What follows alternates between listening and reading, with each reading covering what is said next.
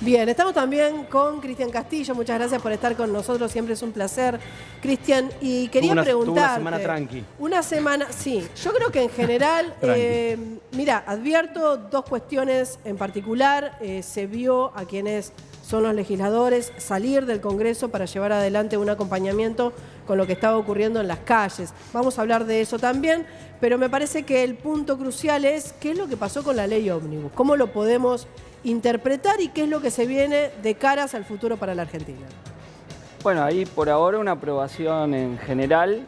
El martes empezamos el debate de la ley en particular. Sí. Y bueno, veremos ahí si el gobierno logra de nuevo los acuerdos que le permitieron esta aprobación en general de una ley totalmente negativa para el pueblo trabajador en alguna serie de ítems que podemos sintetizar pese a la gran cantidad de artículos, que es el primero, las facultades delegadas, que es darle capacidad al presidente de actuar en aspectos que debería hacerlo el legislativo, Sí. O sea, porque constitucionalmente el presidente no puede legislar, entonces es ceder facultades en distintas áreas para que lo haga. Pero no es algo que se da, mira, yo hablaba con gente de distintos gobiernos y lo que me decían, bueno, estos poderes se les da a todos los mandatarios o se les ha dado a todos los mandatarios de los últimos gobiernos. Entonces, yo ante esto, tratando de ser equitativa, te preguntaría a vos, ¿cuál es la diferencia entre Javier Milei y los otros mandatarios? Bueno, nosotros en la izquierda siempre estuvimos en contra de los superpoderes y otras fuerzas políticas también siempre estuvieron en contra de los superpoderes. Y entonces que acá se haya buscado una argucia para violar esa situación en la cual el Ejecutivo no legisla, no quiere decir que porque alguno hizo esa argucia, entonces ahora ya quedársela. Y además porque hay dos cuestiones. A ver, Milei, aún antes de tener facultad delegada, ya mostró en el DLU cómo piensa usar esos poderes. Es decir, te mete algo absolutamente inconstitucional. Entonces eso vos marcás como diferencia. Marca un primer elemento. Digo, ya te dice, voy a hacerlo a rabiar. O sea, voy a hacer decretazo delegado a decretazo delegado.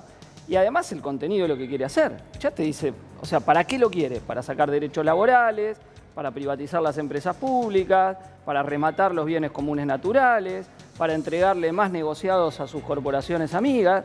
Vos fijate lo que ha hecho en el control del Estado. YPF, petrolera, sociedad mixta con mayoría estatal. Le da el control a un gerente de Techín, empresa competidora porque tiene Tecpetrol. Especialista en hidrocarburos. O sea, le da todo el know-how de la empresa del Estado para que haga negocio una empresa privada. Cristian. Superintendencia de Salud, un gerente de OSDE.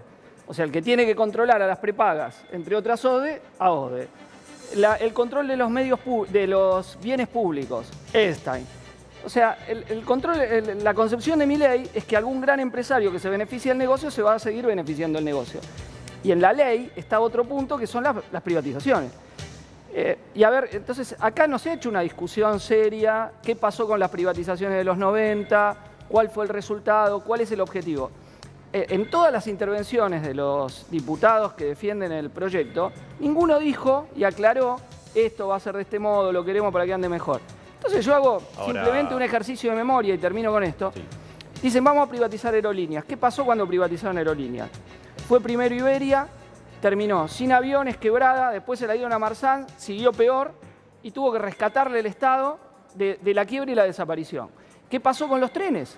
¿Anduvo bien la privatización de trenes? No, pasamos de 35.000 a 7.000 kilómetros de vía férrea. Ahora, pueblos enteros quedaron sin conexión y terminamos en la masacre de Once. Y esto lo vamos a repetir. ¿Por qué pensás que se dio esta situación no irregular, pero sí excepcional, de que haya 3 días y medio de cuarto intermedio entre la votación en general y la votación en particular, que podría haber sido hoy quizá, pero se pateó para el martes directamente? Mirá, hubo dos cuestiones. Primero, hubo una cosa muy rara que es la ley. Porque la ley no es una ley, son un conjunto de leyes metidas en un mismo articulado. Entonces ya el debate fue un poco insólito, porque si ustedes siguieron un poco la discusión en comisiones, vos veías que de golpe se hablaba de un tema, hidrocarburos, suponete, y después discutías otro tema que no, la reventa de entrada. Y después discutías las privatizaciones. O sea, temas que en sí mismos eran una ley y un debate, puestos todos en general. Entonces, obviamente, era larguísima la discusión y ahora en particular se va a discutir cada uno de los temas. Y la otra cuestión es que el gobierno no llegaba a acuerdo, que hay puntos que no cierran, porque vos podés decir, sí, las privatizaciones, pero vos después volvés a tu lugar y las consecuencias de eso te las hacen pagar, porque eso significa dejar gente en la calle. y te tenés que hacer cargo de eso. O vos decís, a ver, yo le voto de facultades delegadas en energía y en tarifas, ¿no? Y en el área tarifaria. Y lo que hoy algunos dicen, sacó el tema de zonas frías, ¿no? Que para la Patagonia, por ejemplo, y para distintas también localidades del interior de la provincia de Buenos Aires, clave en las tarifas. Y después le das la facultad delegada a Milei, y Milei te lo saca de vuelta. Voy a decir que lo va a volver a hacer él por motus propios. No, porque lo acordó con el FMI, te digo. Déjame preguntarle... Parte de lo que negoció con el Fondo Monetario, que es el autor, por otro lado, de la ley. Exactamente. ¿No? Tiene bastante de autoría de la ley. No, quería preguntarle a Cristian, porque hace un ratito habló de los derechos laborales que se quitan. Y yo digo, ¿no hace años que se vienen quitando los derechos laborales? Digo, la gente factura, es monotributista, hasta el Estado paga en negro, contrata en negro. Yo digo, ¿de qué derechos laborales estamos hablando? Tenés razón para una franja muy importante de la clase trabajadora, pero no para la totalidad. Entonces hay una idea que se quiere instalar que, como alguna parte ya no tiene derechos, y eso es así, es terrible, la gran mayoría de la juventud trabaja en esas condiciones de precarización brutal de sus condiciones de laburo, a los que todavía tienen derechos se los tenemos que sacar. Y eso no es así. Lo que tenemos que discutir es cómo los que no tienen derechos los tienen, no sacarle los derechos a todos. Entonces me parece que ahí está puesto el debate, ¿no? Porque es evidente que no solo este gobierno, sino los gobiernos anteriores han permitido esa situación que frecuentemente es fraude laboral directamente. Porque te ocultan la relación de dependencia bajo una relación, como vos decías, de hacerte a vos facturar directamente. ¿Y eso qué significa? Que no tenés vacaciones pagas, derecho laboral, que no tenés aguinaldo, derecho laboral, que no tenés derecho a enfermarte, simplemente, o sea, tener una licencia cuando te enfermás. Bueno, y eso tienen que tenerlo todas las trabajadoras y trabajadores, que es en parte por lo que nosotros peleamos, no por sacárselo a los que todavía lo tienen. Y entonces Cristian, cuando vos ves el paquete que está en el DNU, por ejemplo, el paquete te saca multas, le saca multa al que tiene trabajo no registrado, multas adicionales. ¿Y entonces eso qué significa? Que no tiene ningún incentivo para registrar. Porque si entonces lo mismo que registro que no registro, voy a seguir sin registrar, entre otras cuestiones. Te plantea la liquidación de las horas extras. Se hace un banco de horas y entonces vos podés laburar una jornada de 12 horas y no cobrás 0 de extra. Te lo compensan 2 o 3 meses según lo que terminen acordando el convenio. Entonces, en cada ámbito que vos vas viendo, te sacan elementos de tu ingreso para el cómputo de la indemnización. Por ejemplo, el aguinaldo, por ejemplo, las extras. Entonces siempre es una tajada mayor para los empresarios. Ahora, y acá vos no tenés el problema, Cristian, que tenés, digamos, salario muy alto. Vos acá tenés salarios bajos. Sí. Y a las pymes, por ejemplo, la han querido convencer que el problema es el costo laboral. El problema de las pymes es que la gente ahora no tiene para ir a los negocios, para ir a los comercios, para comprarse nada. Sí, pero también las pymes... Y encima le van a meter tarifazos. Pero también las pymes están abrazadas a una cantidad de impuestos importantísimos que le cuestan emplear gente. Hoy lo primero que la mata igual a las hay un pymes, error, hay un lo error primero ahí. que la mata a las pymes es que la gente no tiene plata y no va a comprar nada, como Bueno. ha pasado ya este verano. Y segundo, le van a meter tarifazos. Y le quería contestar algo que decía él, porque él decía nuestra representatividad. Mirá, Alejandro Vilca en Jujuy hoy es diputado nacional, pues sacó el 25% de los votos en Jujuy. Miriam Bregman en la ciudad de Buenos Aires sacó el 8% de los votos, Nicolás del Caño el 7% de los votos de la ciudad y yo el 4,50% de los votos en la provincia de Buenos Aires. Entonces, pero no lo tomes a mal, los políticos tienen un problema. Permitime meter hoy que es dinámica la realidad. Justo, Perdón. dinámica es para que podamos charlar un poco más, si no se termina volviendo un monólogo. Los políticos tienen un grave problema. Para mí, y es mi interpretación, seguramente vos me hablarás de algo que no te gusta de los periodistas. Y es que no hacen un mea culpa. ¿No se pusieron a pensar desde la izquierda por qué? Para mí, mi interpretación es, para ustedes esta hubiera sido una elección histórica, porque tenían una gran cantidad de gentes enojadas con el sistema, enojados con los políticos de siempre, y en realidad ustedes no absorbieron esa cantidad de votantes enojados con el sistema y con la situación. Mirá, yo creo que el humor social varía y si en un momento el descontento se ilusiona con la bandera de la derecha, ya se está desilusionando, porque la realidad cuando uno ve los estudios de opinión a muy poquito del gobierno, a 50 días, ya se ha invertido lo que apoya y lo que no apoya respecto del balotaje. Si sacó un 55 Milei en el balotaje, todas las encuestas que dicen si este es el rumbo económico correcto o no, ya el 55% dice que está en contra. Sí, pero la Entonces, diferencia es que no lo ven a ustedes como una alternativa. Pará, yo creo que vos sos Esa es la analista constante. política, Bueno, no un no, defensor del gobierno, por lo que sé. Entonces, Pero espera, Cristian, estoy así, diciendo si no que es es un invertido. monólogo, si no hablas vos solo, permitime meter un no, bocadito me nada preguntaste más. a mí, entonces te No, digo. no, está bien, que hay pero- una mayoría social en contra de este gobierno. Bueno, no pero a es favor. interesante. ¿Hay una respuesta para eso, Cristian, para vos? No, yo coincido ahora con esto que él señala. Tratando de salir, quizás... A ver, pensémoslo como análisis. Sí, a eso voy. Yo no creo que todos los votantes, los del balotaje, porque tengamos en cuenta que son dos elecciones distintas. La elección general es el voto de Milei más puro, programático, Sí. 30%, y por eso tiene una minoría parlamentaria propia directa. El balotaje es el menos malo para una parte grande de la sociedad. O sea que prefería que este un poquito más que este otro. En ese 56% del balotaje, Milei ha perdido una parte que no es que opinaba que lo iban a ajustar a él, sino que opinaba que iban a ajustar a otro y que él iba a estar mejor económicamente, que se iba a pulverizar la inflación. Y la realidad es que el gobierno tomó medidas que acicateó la inflación. Ya venía alta, 10% mensual. Ahora, si vos a ese 10% mensual le liberás el precio de los combustibles, le liberás el precio de los alimentos, le liberás el precio de los medicamentos, le liberás la prepaga, y encima acá no tomás ninguna otra medida, bueno, te repercute directo en el bolsillo por decisiones políticas del gobierno, no por la inevitabilidad de la economía. Porque, insisto, nadie lo obligaba en un país productor de combustible a llevar los precios de los combustibles a precio internacional. Más bien lo que pasa es lo opuesto. El en los famoso países que precio producen criollo que combustible. tanto dice Claro, Guillermo mirá, Moreno. a ver, vos tenés en los distintos países dos condiciones. O sos productor, o sos exportador, o sos importador. Claro. O tenés un mix. Bueno, Argentina es productor de petróleo y de gas, genera su propio combustible. En general, los países que generan sus combustibles tienen precios más baratos del mercado internacional. Para dar un ejemplo sencillo, Uruguay tiene que importar los combustibles. No puede poner los precios internos más que al precio que los importa. Nosotros no. Entonces ahora el gobierno te lo quiere llevar como si fuésemos Uruguay. ¿Por qué? Y bueno, porque tiene una decisión de favorecer a un grupo de empresas petroleras. Las prepagas, ¿por qué tiene que liberar los precios? Los alimentos. ¿Cómo va a liberar los precios de los alimentos? Y los medicamentos. Y el que depende de un medicamento para vivir, ¿qué hace? Bueno, pero Y su salario no necesitamos, se lo actualizan. necesitamos, espera Castillo, Ni Castillo. llamó al Un Consejo minuto, de Salario necesitamos Mínimo. otra del Consejo de Salario. También va a salir la próxima fórmula, Cristian, de lo que es la jubilación. A ver, sale en cuanto a la mínima, porque si la mínima tiene que ser el 82% del salario mínimo, sube el salario mínimo, aunque no esté la fórmula, aunque no dé todavía la actualización, te la tienen que actualizar. La realidad es que los últimos dos gobiernos, cada vez que la fórmula que había iba a dar más que la inflación, la voltearon. Cuando la fórmula que había el gobierno de Cristina te iba a dar más que la inflación, Macri la volteó y se afanó un trimestre.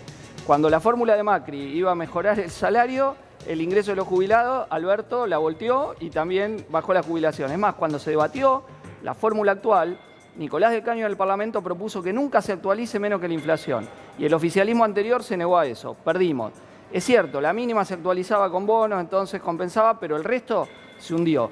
Y ahora el gobierno está dejando la licuación. Lo dijo Milei. Licuadora y motosierra. ¿Pero para quién? Para el jubilado, para el laburante. Entonces, esa percepción de que el ajuste cae sobre la gente y no la casta es la realidad de lo que está ocurriendo por decisiones políticas, insisto, tomadas por este gobierno, no por el automatismo de la economía o lo anterior. Ese cuento de que la inflación es siempre un producto de la emisión, yo siempre les pregunto a los liberales, a ver que me expliquen Estados Unidos, porque Estados Unidos tiene un déficit de 2 billones de dólares, 2 billones de dólares el último año y tiene una inflación abajo del 3%, 2%, ahora la bajaron. Entonces, si siempre y en todos lados, como dicen ellos, la inflación es un fenómeno monetario y siempre el déficit provoca inflación, Estados Unidos tendría que tener 20.000% de inflación, no sé, y sin embargo no la tiene.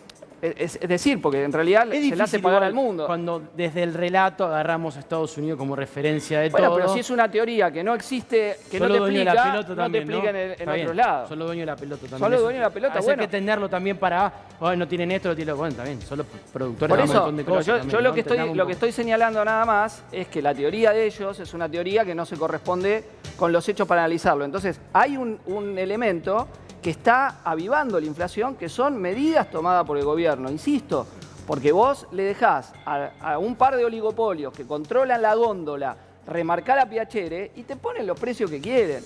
Y el que va a comprar, no importa si votó a Massa, si votó a Milei, si votó a Miriam Bregman. El que va a comprar se encuentra que la plata no le alcanza. ¿Hacemos un punto acá? No, a ver, el gobierno lo que tuvo fue el colaboracionismo primero del PRO, después de la mayoría del radicalismo y de una mayoría del bloque que está con Pichetto. A partir de hacerle concesiones en parte a los gobernadores y también de una visión que yo creo un argumento que no se puede sostener porque te lleva a que lo que antes decías ahora no. Doy un ejemplo en superpoderes. Si vos tomás las declaraciones del 2019 de Patricia Bullrich o de Fernando Iglesias, ellos decían que dar superpoderes era establecer una monarquía, ¿no? Contra Alberto Fernández. Y ahora las defienden a muerte para Milei. El debate del republicanismo, digamos, que claro, está diciendo. el debate del republicanismo. ¿De quiénes decían que se apoyaban en eso para oponerse al gobierno anterior? Nosotros somos republicanos, el gobierno anterior no, porque hace esto. Y ahora lo hace Milei, entonces vamos con todo. La pregunta es si a la gente le importa. Bueno, a la gente le va a importar o no según las medidas que se toman. Por eso, y entre otras republicanismo cosas, no importa, entonces. Bueno, pero entre otras cosas hay un tema importante porque es que algunos dicen, Milei sacó todo esto, pero al darle los superpoderes, muchas de esas cosas que sacó las puede volver a meter. Entonces también se van a tener que hacer cargo de lo que están votando. Y bueno, hay que ver, es una materia en No, el país de la historia que lo tuvieron. Ahora estamos hablando de Milei.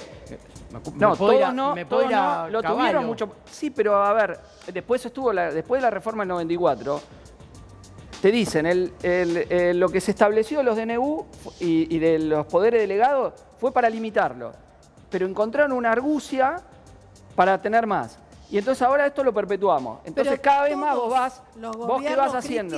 Cristian, llevaron adelante un gobierno y le habilitaron justamente superpoderes, DNU, Y bueno, pero eso está mal. como esta. Bueno, pero entonces Pero eso tenemos está que mal. empezar a discutir Entonces no hablemos. Entonces, una cuestión de base. Pero eso está mal porque ya vos tenés una constitución con enormes poderes en el Ejecutivo. Es más, desde el y todavía 2001, le das más. Javier, desde donde comenzaron a gobernar por intermedio de DNU. Bueno, pero Sí, hay la ley de exactamente. DNU. Bueno, eso habla del gobierno que está obviamente en minoría legislativa, de que quiere, la contradicción de que quiere reformar el país desde sus bases, como dice la propia ley, cuando son tercera minoría parlamentaria, cuando no tienen ningún gobernador propio, con suerte algún intendente, y es, bueno, una primera experiencia política de la mayoría de ellos. Ese dijo algo un poco más transparente. Firmamos un documento en blanco. Claro, él no lo firmó, ni yo tampoco, porque no firmamos el dictamen. Los que firmaron el dictamen, firmaron un dictamen original en blanco. Pero ayer, el impuesto país lo reintrodujeron. Cuando empezamos la sesión, el secretario parlamentario Tomás Figueroa leyó los artículos que se sacaban del proyecto. Y se sacaba el impuesto país. Y ayer, cuando lo vuelve a leer el miembro informante del Bloque de la Libertad Avanza, lo reintroduce el impuesto país. Eso fue una negociación con los gobernadores. Bueno, porque efectivamente, eso que vos decías, que había dicho Diana Mondino, cambió. Está bien, pero ese es un El objetivo es ser rentable. No, es a estratégico. ver, yo creo que de conjunto la población siente en el bolsillo que esta política la joroba, la molesta, no le permite llegar a fin de mes. Ya en este mes y medio hemos visto más gente pidiendo en la calle. Estamos viendo más gente durmiendo en la calle, ya había mucha, ahora hay más. Ya mucha gente pedía, ahora hay más. Cuando vas al supermercado, la cara de angustia que se tiene cuando se llega, la gente llega, le dan la cuenta, deja cosas, está resignando, tenemos negocios vacíos. Negocios vacíos, no, Milei agravó, lo que ya venía mal lo agravó, lo jorobó más. Entonces eso está llevando a un recálculo. Y me parece muy importante no dejar pasar esto, porque es permitir un país con el capital más concentrado, con más transferencia de ingresos de los que menos tienen hacia los que más tienen. Así que de nuestra parte seguiremos dando el debate, como lo vimos en el debate en general, en particular, para oponernos a esta ley que es parte de un combo nefasto, totalmente negativo para los que menos tienen. Gracias, muchísimas gracias. Gracias, chicos. Gracias.